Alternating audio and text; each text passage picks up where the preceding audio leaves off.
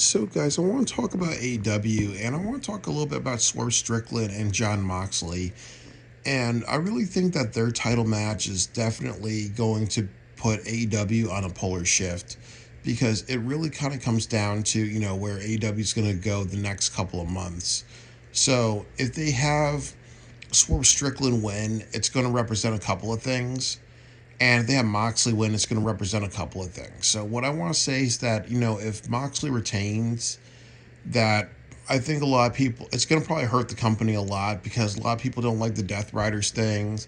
He doesn't make a lot of sense, and it feels like they may force, a match between him and Darby Allin where they'll drop the title. Like they'll be like, hey, maybe Darby's not going to be ready for All In, or he's going to win the contract match, and that's when he's going to beat John Moxley, or they're going to like say, hey, maybe at World's End we're going to extend this all the way until World's End, 2025 in December.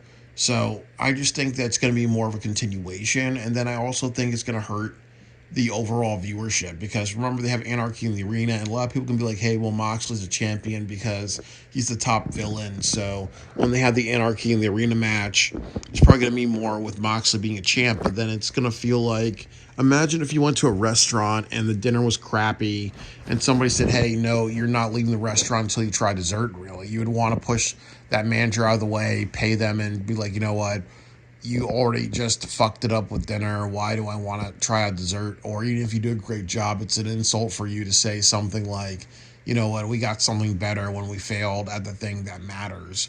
So that's one thing. And then the other thing, too, is that you have the Super Card of Honor show, and the interest in AW is kind of waned a bit. So it's almost like if you really want to sell Super Card of Honor, which is a show in Atlantic City, and there's not a lot of people in Atlantic City, wouldn't you want to have some good positivity? And you look at, where Atlantic City is, it's just, a 2 hour train ride from Philadelphia. So you want to like create some positive buzz.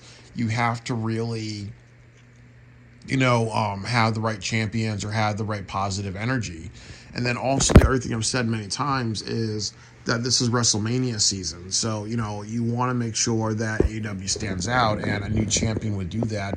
Having the same old shit is not working. And then I also will say that another issue with Moxley being the champion is it's just like, then what do you do for All In? And like I said, for All In, I have to look at how many tickets they bought. But I believe they have over 11,000, and it's a 50,000 seat arena. So would you want to have Swerve be the champion, knowing that, it could add to people actually wanting to be at the show? And then also the other issue with All In is that they switched the hours of it. It was going to be at nighttime, but now it's going to be during daytime. And I think one of the reasons why they did that was because WWE has a couple of shows on television, or they have a pay-per-view special, so they don't want a situation where they're fighting for viewership because they know that they're not going to win and they're going to lose a chunk of their audience, which is concerning. So I think with Moxley retaining, there's really no positive benefit unless you make the Owen Hart tournament, like just have the right people at the finals and you create a bunch of tension. That's really the only way to do it. But otherwise, it doesn't do anything else. I think with Swerve being the champion, you do a bunch of things. I think one thing that I'll get out of the way is that you don't have Hangman and Swerve becoming a tag team. And I think that'll be bad in a lot of ways because, yes, it kind of completes their story, but I'm not a big fan of world champions becoming tag team champions unless a tag team division is struggling. And I don't think that the AEW tag team division is struggling because the Hurt Syndicate's doing a great job. It's just that they need to find a lot of teams that are on their level, really. And I think that, you look at the Murder Machine, like honestly, physically, they match up to them. And even like with Big Bill and Brian Keith, Big Bill matches up. Like you need to kind of have muscular badasses or people that can have long endurance types of matches, really, to go against the Hurt Syndicate. So I think that, you're really just nerfing Swerve and Hangman, and they don't have a really good world heavyweight picture. I think Swerve and Hangman are the people that will do well in the heavyweight division. Because even if you look at the Owen Hart tournament, you have Mark Briscoe who loses way too much. You have Kevin Hart, which if I'm saying his name right, I think his name is Kevin Hart or Kevin something, and he's a new star, really. So it's almost like that makes no sense to put somebody in that most people don't know about.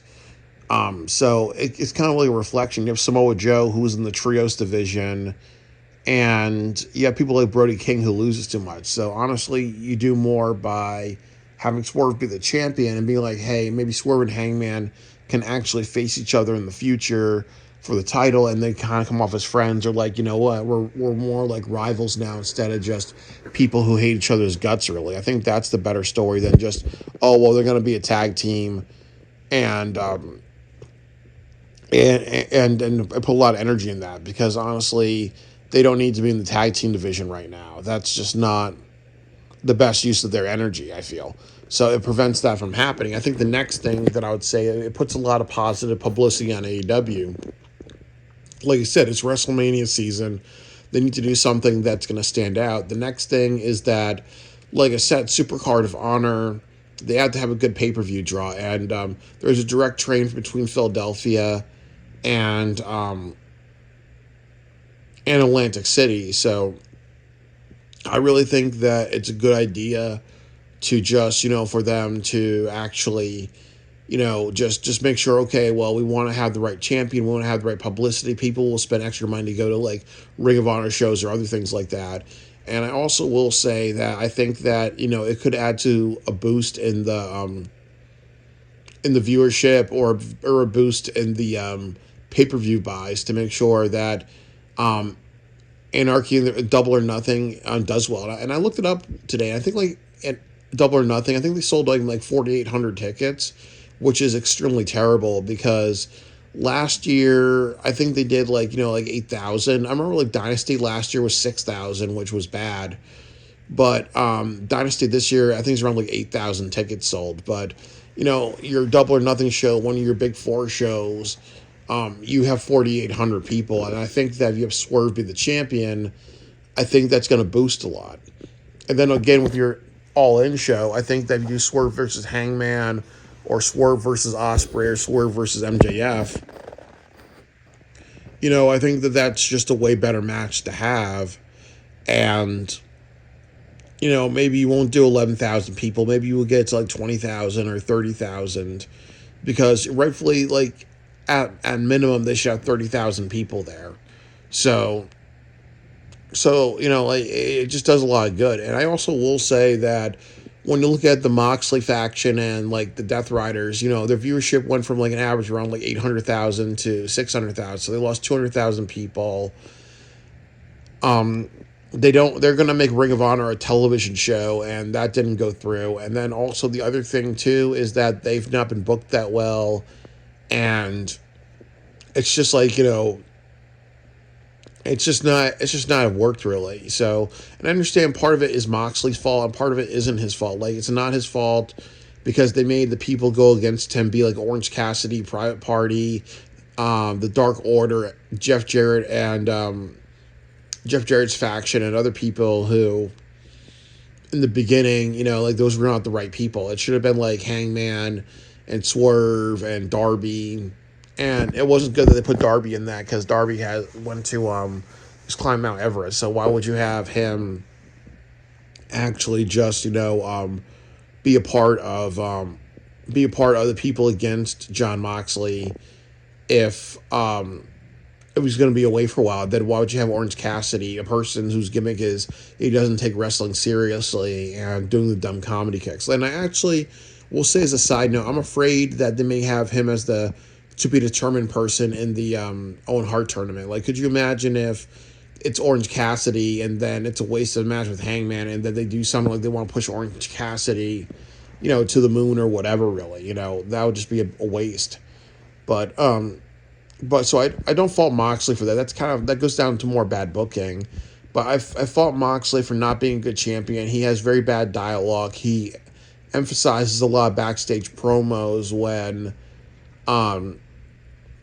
when I think in the ring works with him a lot better, and then also with him like this hardcore. I'm inspired by Nick Gage and other things like that. That's just not been working, and he got some controversy for the suplex onto a spike board spot, and then also his match with Adam Copeland was got like bad reviews by critics at Revolution, and then his World's End match was bad. And actually, as somebody who's traveled to like AEW shows since All Out 2023, I intentionally did not go to Revolution 2024 because the World's End pay-per-view was so terrible, and that included the main event where they had very poor camera movement. It gave Moxley an opportunity to cut his neck to look like a badass. And then the other part of it is that I felt that it was a show that really cared about the Wrestle Kingdom or Wrestle Dynasty show